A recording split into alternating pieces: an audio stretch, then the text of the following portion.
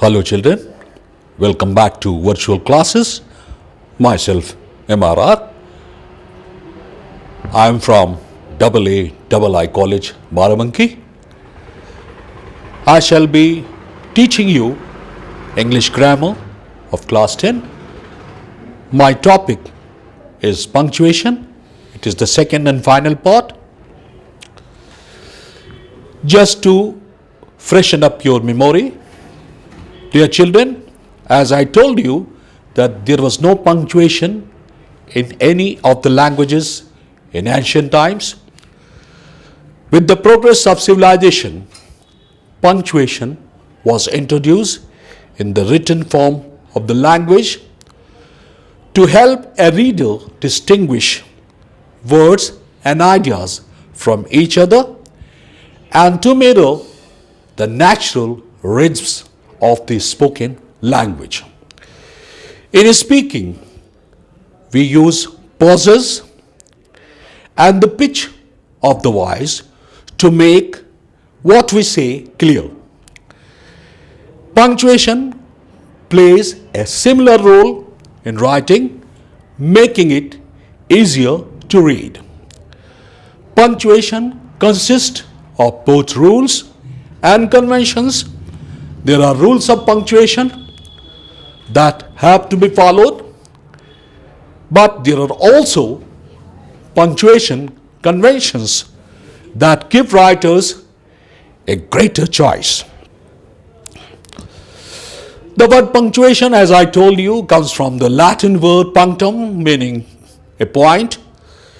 It means the right use of putting in points or stops in writing. It divides one sentence from another or one part of sentence from another part by means of points, stops or marks. Punctuation marks help us to know that a sentence has come to an end or a new sentence is beginning. As I told you that there are 14 punctuation marks in English language, and these are as follows. We have written the names and their symbols. Just have a look at the screen. I told about them in a bit detail in my last video. I have taught about two punctuation marks, that was full stop and comma. Now today I am going to talk about the third punctuation mark, that is question mark. So the question mark or sign of interrogation. A question mark ends a sentence as a full stop does and is used to indicate that the sentence is a question. Examples are, where is the car? Question mark, This is the WH question. And just as I told you in my earlier videos that whenever it is an interrogative sentence, the helping verb, the first helping verb precedes the subject, And if it is WH type, then that precedes the first helping word. The second question is, have you done your homework? Question mark. So, grammar point here is, dear children, that do not use a question mark if it is an indirect question. If it is an indirect speech, then of course we do not use a question mark. Examples are, he asked me if I was leaving. So here the question is, are you leaving? Because it is an indirect speech, it is change, Certain changes take place. If I was leaving. Full stop. The man inquired whether the book was costly. Is the book costly? So because it is changed into an assertive sentence, we use full stop, The third usage of a question mark or sign of interrogation is that if a statement is intended as a question, this is indicated by a question mark. Examples are, you are leaving already. That means here we have put a question mark at the end of sentence. because here the intention is that I'm asking, are you living already? So sometimes in speech what happens that we use a statement, we intend a statement as a question sentence, The second example is, you have seen the latest cricket match? She asked. Now here again, question mark has been used at the end of the sentence. You have seen the latest cricket match? That means, have you seen the latest cricket match? She asked. Now the fourth usage of the question mark of sign of interrogation is at the end of a question tag. Just as, dear children, I told you in my previous video that a question tag is a question sentence which is composed of the subject and the first helping verb. It is repeated, And if the sentence is positive, the question tag is negative. And if the statement is negative, the question tag is positive. She has read the book, hasn't she? And it is done in order to say the thing assertively or to confirm what a person has said. They will not come here, will they? Now the other usage of question mark is, you can also place a question mark in brackets, after a word or a phrase in a sentence that seems to you doubtful or questionable. Example is, he said he was fully delighted. Now, I have placed a question mark here. It means that whatever he has said, he said he was delighted. He was delighted, I have doubt about it. This is why I have put a question mark here. That you were coming for Christmas, Next is, especially with the date, also, when you have got to express doubt, you use a question mark. Example is, Kalinga War. Question mark, 368 BC to 361 BC. Now, the date is questionable, but because the exact date of Kalinga War is 268 BC to 261.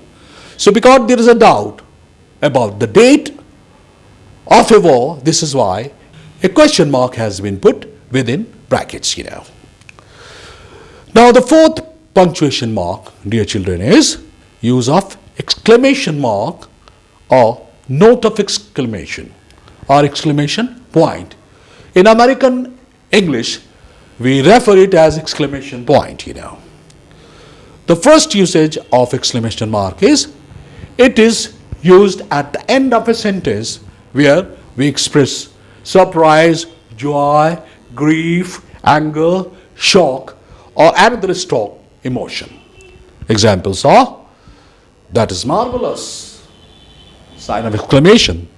Here, the element of surprise is expressed, Hoorah, we passed the examination. I have placed exclamation mark after hoorah because it expresses joy. The next example is, alas, I broke my finger. Alas expresses grief. So we have put an exclamation point here. The next usage of an exclamation point is that in informal written English, we often make use of two exclamation points or one exclamation point and one question mark, and it is done to emphasize a thing. Examples are, your wife have just given birth to triplets. Now here's a greater sense of surprise. So two exclamatory marks, Wow, I feel like royalty, he said. Now greater sense of surprise, Either we make use of two exclamation marks or one exclamation mark and then question mark whenever we want to emphasize. Now we are moving on to the fifth punctuation mark, that is usage of semicolon, full stop, then you have got a comma below it. This is called semicolon. A semicolon, dear children, is a midway between a full stop and a comma in strength, That means when you want to make a bit longer pause than a comma, you make use of a semicolon. Examples are, sometimes it is right to forgive, sometimes it is wrong to forget. In double sentences, we make use of semicolon when we want to separate coordinate classes, when the conjunction is omitted. This is the main use of semicolon. To err is human and to forgive is divine. The sun was already low in the sky. It would soon be dark. So, when there are coordinate classes and we leave out the conjunction, we make use of semicolon. The third use of semicolon is that in double sentences, that means in compound sentences, when we separate coordinate classes, when the conjunction is used, but when longer pause is required than would be indicated by a comma, we make use of a semicolon. Example is, the weather was stormy, but Clive pushed on through thunder, lightning and rain to the gates of Orchid. Here the semicolon has been used. It is a coordinate class, but has been used coordinating conjunction, but because we wish to make a longer pause, this is why semicolon has been used, The third usage of semicolon is, instead of a full stop, semicolon is used to separate a number of parallel statements forming a series grouped as one sentence, Just let us take an example. The forests have disappeared. Semicolon. Fields of corn are stretched as far as the eye can see. Semicolon. Villages are dotted here and there in places where there was no human habitation, So when there are parallel statements and they form a series, we separate such sentences with the help of semicolon. Now, the sixth punctuation mark, that is colon.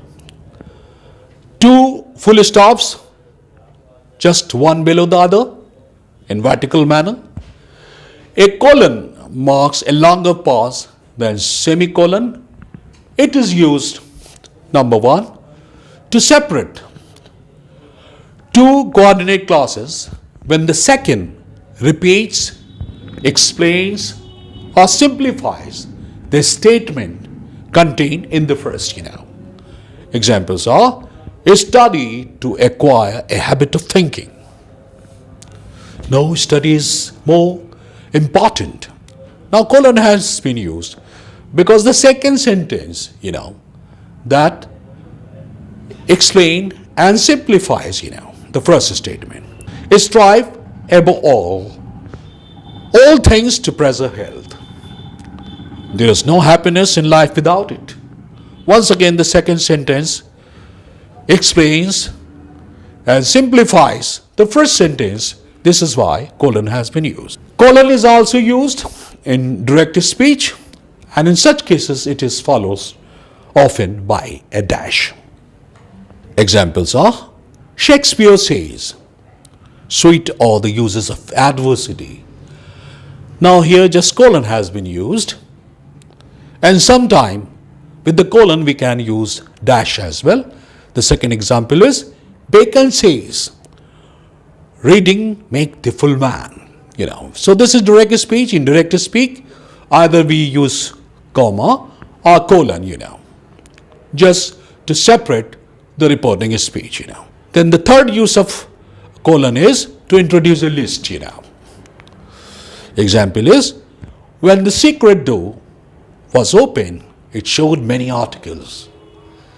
Now, the details of the articles, there is a list. Old clothing, broken picture frames, a stuffed elephant foot, and a dozen lion skins. Now, we are moving on to the seventh punctuation mark, that is usage of apostrophe. It is in the form of a comma, but when you put it below a letter, it is called comma, But if you put it above a letter, it is called apostrophe. It is, dear children, the most abused punctuation mark in English. However, apostrophes have two purposes. The first one is it shows possession. It is used with apostrophes to indicate that a thing or a person belongs to somebody. For singular nouns, just add apostrophe plus s. Examples are Mohan's book is lost. Now Mohan's book, that means the book belongs to Mohan. The lion's mane is attractive. The mane of the lion is attractive. The mane of the lion, Whenever the second usage apostrophe is, dear children, for plural that end in s, just add the apostrophe.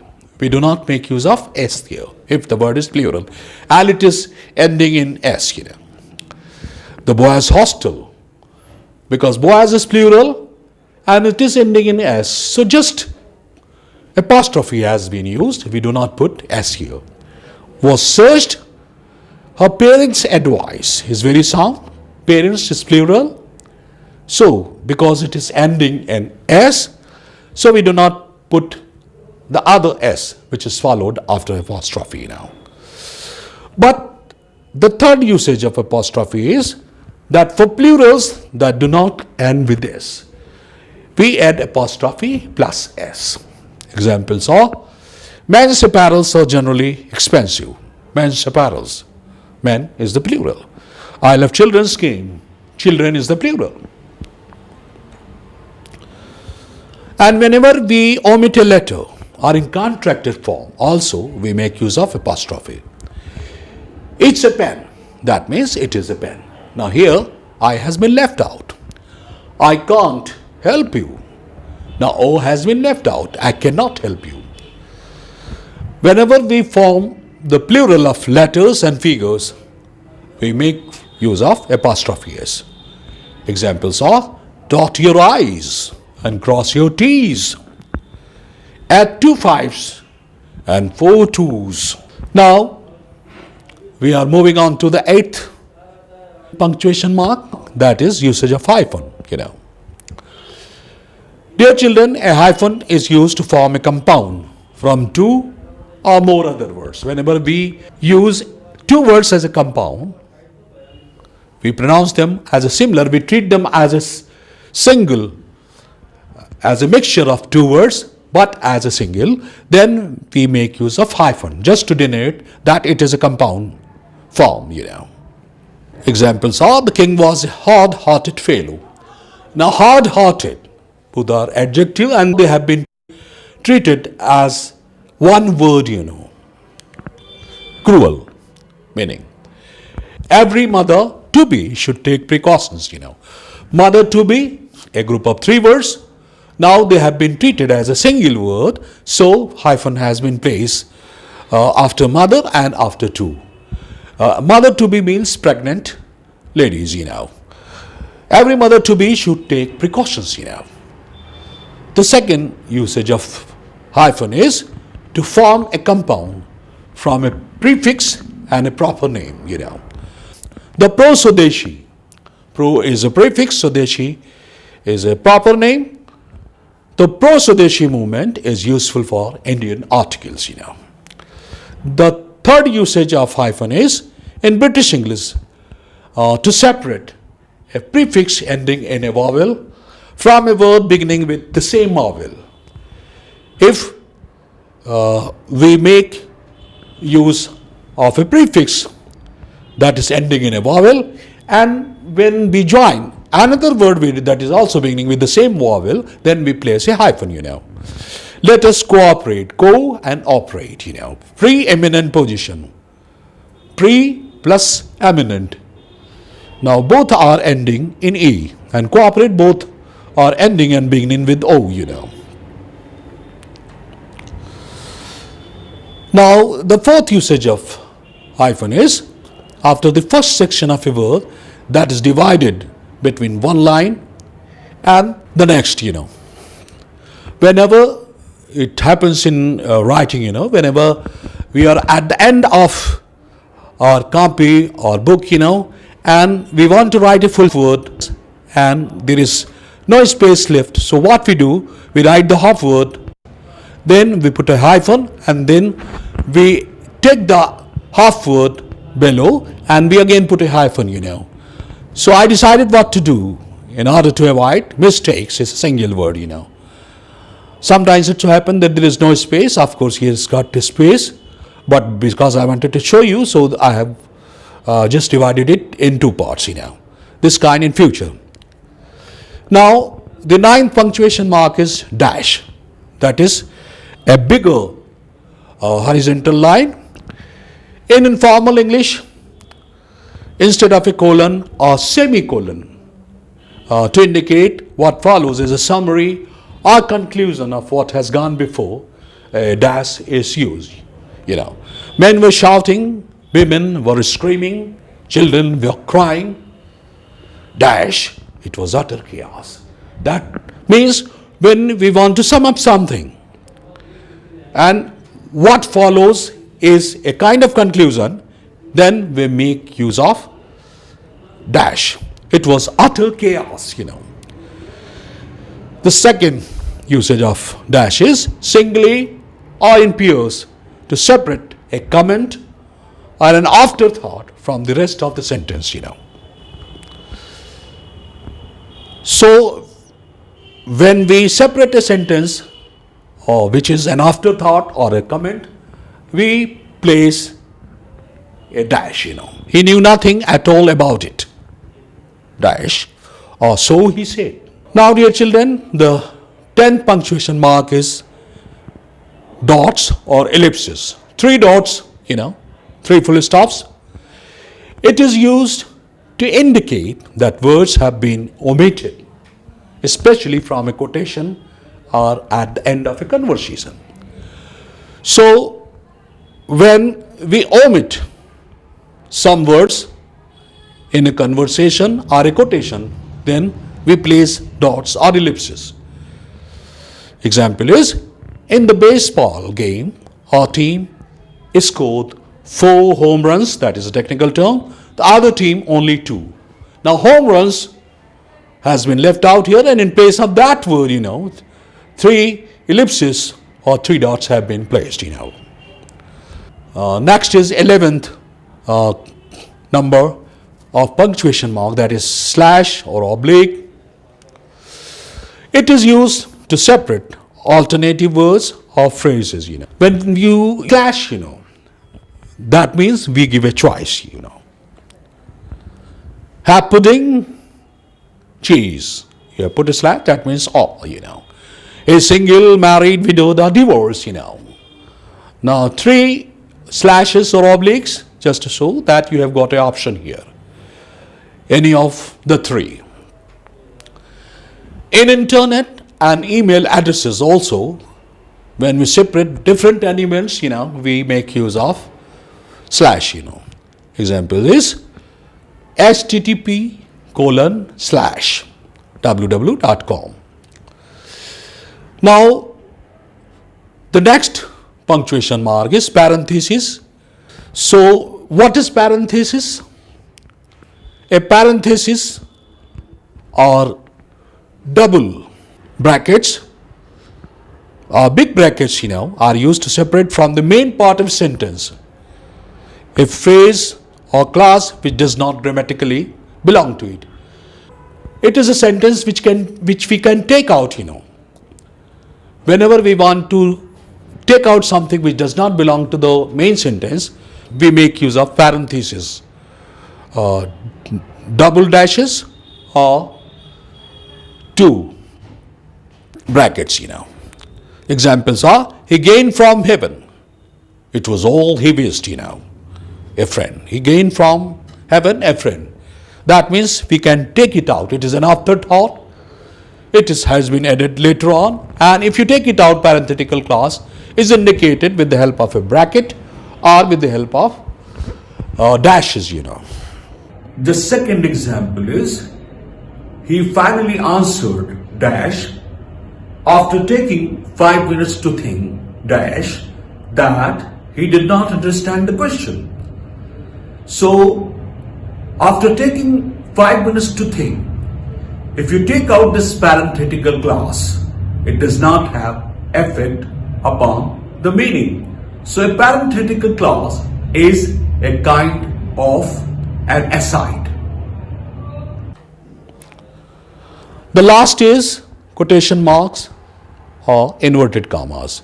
Just as I told you in the beginning that single inverted commas are prevalent in British English and double inverted commas in American English, So the first usage of inverted commas is to enclose words and punctuation in direct speech. The example is, "Why on earth did you do that?" he asks. So quotation mark and inverted commas in direct speech. Number two, to draw attention to a word that is unusual for the context, For example, a slang expression or a word that is used for a special effect, He told me in no certain terms to get lost, So, to get lost is a group of words, here, just to draw attention to it, because we want the reader to have a look at the words get lost, It is a slang expression, Around the titles, books, poems, places, etc., we also make use of single inverted commas, I have read Shelley's Lycidas. Lycidas is a very famous book by Shelley, so we have put it within single inverted commas, In American English, double in quotation marks are used. "Help, I'm drowning," she screamed, So dear children, now I have come to the end of the punctuation mark. You have got home assignment. 9 sentences I have given. You have to use the punctuation mark which I have taught today. Hope you have enjoyed today's lesson. Hope to see you soon. Until then, goodbye. Thank you.